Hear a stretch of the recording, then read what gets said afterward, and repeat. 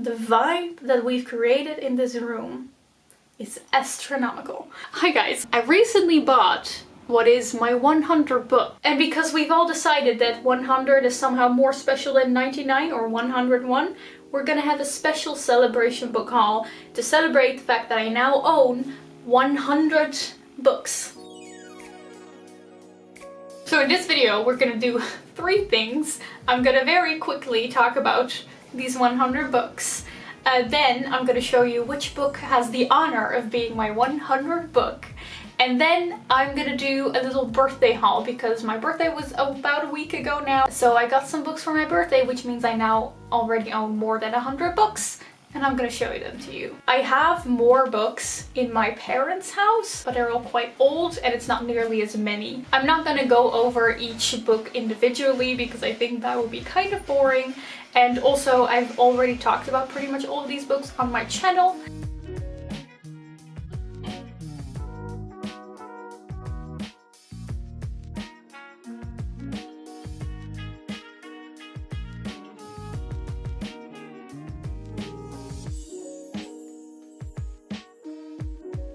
Also, in case anyone's wondering why I don't upload book hauls on this channel anymore, it's because whenever I buy a book, I'll either show it to you in my reading vlog or you'll see me talking about it in a wrap-up that month or the month after. So if I were to make book hauls, I think I would just start making very repetitive content. So that's why I don't do them anymore, but this one's special because all the books I'm going to show you in this haul are going to be books that I haven't talked about yet on this channel. So it's going to be fun nonetheless. Honestly, I wish this was my normal reading nook.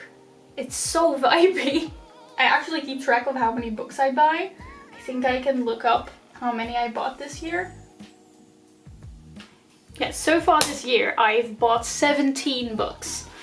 So that's like almost 20% of what you see here. But I'm just really happy with the little collection that I've created over the years, because for a long time I always wanted to have like way more books. I wanted to be able to fill like 2 bookshelves, which I think you need definitely about like 200 or 300 books for that.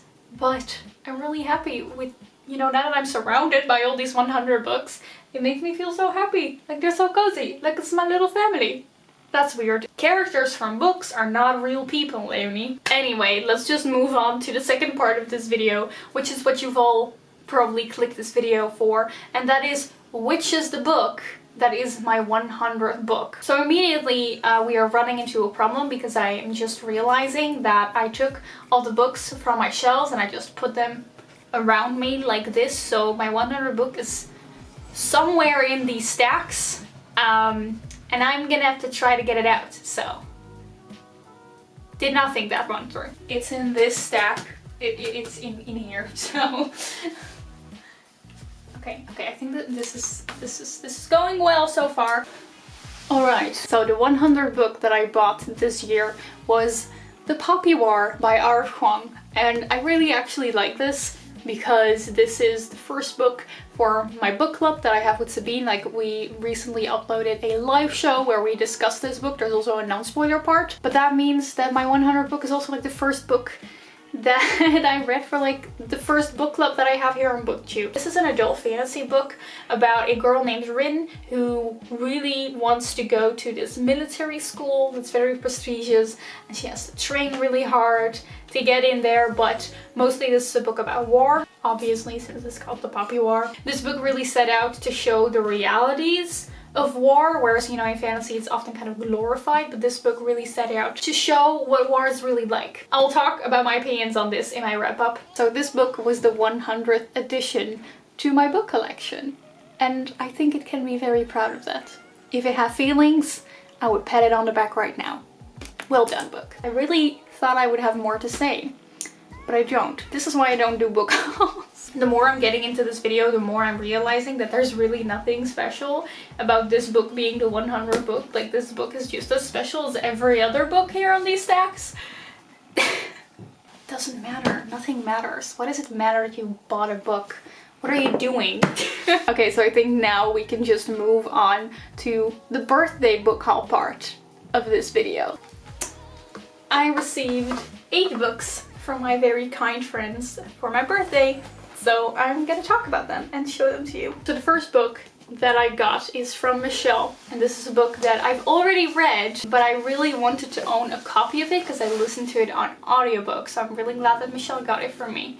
And that is Radio Silence by Alice Oseman. I'm actually not a huge fan of this new cover because the old cover with the like galaxy sky I think is a lot prettier. I know that every other Alice Oseman book is now being published in like the similar style, so if I ever get another Alice Oseman book, then they would at least, you know, like fit together. So that's why I am happy with this cover. But this is a YA contemporary. It really is like coming of age and self-discovery about this girl, Frances, who is like a huge study machine in high school. She's like head girl, she's doing everything she can to go to Cambridge, and in her free time she likes to listen to this podcast called Universe City. It's like a kind of like Nightville kind of podcast, and she befriends someone who turns out to be the creator of this podcast, and they become friends. And there's really a lot of focus on the fact that they're just friends, like there's not going to be any kind of a romance in this. It's just about their friendship and how together they're kind of figuring out what they want to do with their lives, what they want to do at university, you know, if they're doing what they want to do or are they just doing what everyone expects them to do. And I think this is honestly a wonderful story. Even if you are already in university, I think if you are in any way kind of struggling with what you want to do in life, I think you would really relate to this book. I don't usually really like YA contemporaries, but this one I adored because it was so just genuine and everything felt so real. And I'm just giving a review right now. That's not the point of a haul video. Read this, and I'm very happy that I now have a physical copy of this, because you might think, you know, if you've already read this, then why would you own a physical copy of it? It's just because I love this book so much. I like to have like the physical memory of having read this book, so I can just open it and just read a little bit whenever I want to. Very happy with that. And the same goes, by the way, for the next book that I got. This one I got from my friends at uni, and that is 1984 by George Orwell. I've also already read this one, but this is also one of those books that I really loved, so I want to own a copy of it so I can just read back certain passages. I'm sure you all know what 1984 is about. Classic, dystopian, anti-authoritarian book.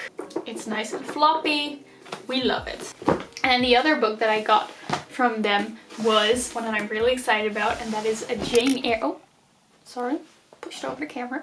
It is Jane Eyre by Charlotte Bronte. This book kind of intimidates me. It's like that classic gothic novel, and I haven't really read anything from that time. I haven't read any of the other Bronte sisters. I haven't read any Jane Austen, but the story always fascinated me because I really love the movie adaptations of this story, so I really feel like I would also really enjoy the story itself. From what I know, it's like one of those first books that is written in first-person perspective, if I'm correct, and I really like first-person perspective. And there's kind of like a gothic mystery attached to it, which to me makes it the perfect book to read this autumn. It is, yeah, 550 pages of just classic English literature, so I'm really kind of scared and intimidated. I remember that a few years ago I went to pick this up from the library and I kind of looked into it and I read like the first page and I was like,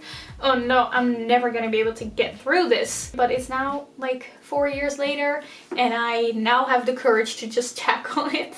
So I'm really excited to hopefully read this soon. Then I have some books that I got from my secondary school friends. The first one is Hope in the Dark by Rebecca Solnit. This is like a really short book that's basically just an account of all progressive activist political movements that have succeeded in the past. I've recently read a bunch of books about climate change and they can sometimes bring you down a little bit. So I really hope that reading this book will, I guess, lift my spirits a little bit more. I'm really excited about it. Camera shut down because memory was full. But I was talking about this book, and on the front it says, a short, elegant, passionate polemic on the history and future of progressive political engagement. So that sounds like something I want right now. And then the other book that they gave me is one that I'm very excited about. I actually already started reading it, that's why you'll see a bookmark in it. and that is A Man's Search for Meaning by Viktor E. Frankl, who is a psychiatrist that in the Second World War was taken to Auschwitz and he survived it. And this book, the first half is about his experience there and what that experience did to him and the other people there. And then the second part is about how he created his psychology, his theory on psychology based on that. His psychology is called logotherapy, and he is going to explain it in the second part, and it's all about how people who have basically everything stripped away from them, who would live in the most barren of circumstances, can still find meaning in life. So that's why it's called Man's Search for Meaning. And I've heard so many people talking about this, how this is like one of the most important books they've ever read, that it's so insightful, and that's why I really wanted to read this. And I really think this is a story that's gonna be with me for a very long time. Even just the 2 prefaces that were in here were already super interesting, so I really think that's gonna promise a lot of great things for the rest of this book. Then more books. The next book I got was The Night Circus by Eyre Morgenstern. For years, I've seen people on booktube having this as their favorite books. And for years, I've known that this would probably be a book that I would really like, because it's like a very magical story about a magical circus that appears at night. It's very whimsical. There have been a lot of videos now where I've talked about how I would love to read a book that's just about like mesmerizing pretty things. And people kept telling me, well, then you need to read Eyre Morgenstern because she writes books like that. And for some reason, because I knew I would also love this book, I just put it off and I kept not buying it, because every time I was like, yeah, but you know, it needs to be the perfect moment for me to read it, otherwise I'm not gonna fully enjoy it as much as I can. But this time at my birthday, I was like, you know what, I'm just gonna put this on my wish list. And Brit from Basically Brit got it for me, because this is one of her favorite books. Oh, I can't wait. Like, I'm so scared that, you know, I've kind of hyped it up too much in my head and that I'm then going to be disappointed by it. But I have to trust. I think I can trust that I'm really gonna enjoy this. Also, this is like a Penguin vintage classic. Like, does that mean that The Night Circus is regarded as a classic already? Like a modern classic? Because I think that's pretty cool. I forgot about my tea, as always. Oh, to drink tea while surrounded by books. Then the next book I got from Sabine, from Sabine's Book Nook, and she got me Meditations by Marcus Aurelius. Marcus Aurelius was, I think, a general in like the Roman Empire, and he is like one of the big people who practiced Stoicism. Stoicism is one of the philosophies from ancient Greece. I'm not like an expert on it, but from what I know, it's about, you know, only caring about the things that you can control, and that if there are things that you can control, then you shouldn't like spend your energy on it and spend your emotions on it, and you just have to accept those things. Not being beaten down by things that you can't control. And Marcus Aurelius had this, it's kind of like a diary basically, but they're his meditations. So just little thoughts and experiences that he wrote down, and this is the collection of all those meditations. So I really feel like this is the kind of book that you can just, it's not really a book that you sit down and just read, but this is the kind of book that you can just, you know, read one of these meditations maybe every day in the morning or before I go to bed. And again, I've seen a lot of other people saying that this has been like very insightful. There are some really interesting thoughts and ideas that this man has on life that could be very helpful. So I'm really excited about this. I really like this tiny little hardcover edition. So I'm just definitely gonna go on my bedside table, and then I think just like slowly but surely I'll get through this. Also, I've kind of been creating a morning routine in which instead of spending my breakfast watching YouTube, I can spend my breakfast reading a little bit in a book. And I think like this book that's full of like these little short ideas would be perfect to read every morning at breakfast, and then I have like a new idea to start my day with. Big brain time here. And then the last book I got from my housemate, very grateful for it.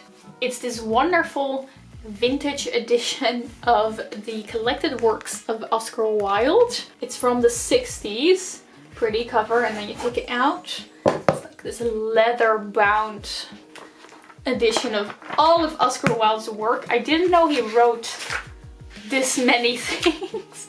Like, he has, of course, The Picture of Dorian Gray, and then like a lot of short stories. So many short stories, like 200 pages worth of short stories. He has plays, so many poems, and even essays. No, I never need to buy another Oscar Wilde book, because now I just have everything in this beautiful secondhand edition. I really feel like thrift stores and like secondhand bookshops are perfect for books like this. Like, you can find such wonderful old anthologies of classic novels. So I'm super happy that my housemate gave this to me, and it's super pretty. Also, I just have a thing for books that are in a case.